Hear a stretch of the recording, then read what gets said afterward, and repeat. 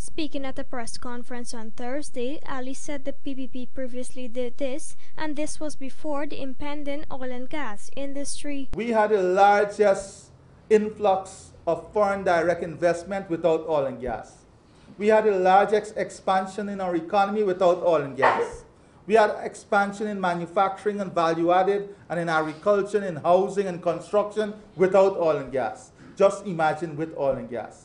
So we have the experience. We have done this before. We have delivered before. We have achieved this before. It is nothing new for us.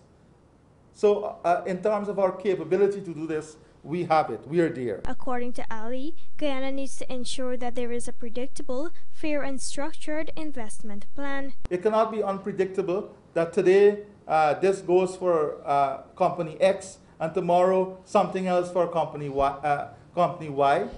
It must be predictable, it must be fair, it must be structured, and it must be defined. There must be a defined pathway as to where we want to take Guyana and where Guyana would be. And this is what we are working on. This is what we will deliver. This is what we will ensure is in place when we're in government. Furthermore, the PPP presidential candidate went on to point out that as it is right now, the APNU-AFC coalition government is crowding out the private sector. The government is crowding out investment in the private sector because they're outstripping the private sector in borrowing in the commercial banks.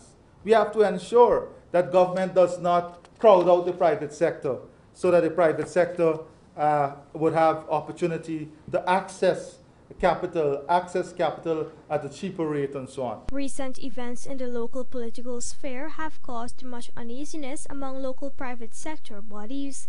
Many of these agencies have warned that the current political climate has been negatively impacting economic activities. But the government has dismissed this, with President David Granger last month saying that this was a misinterpretation of the situation on the ground. Rupa Sinarain, The Evening News.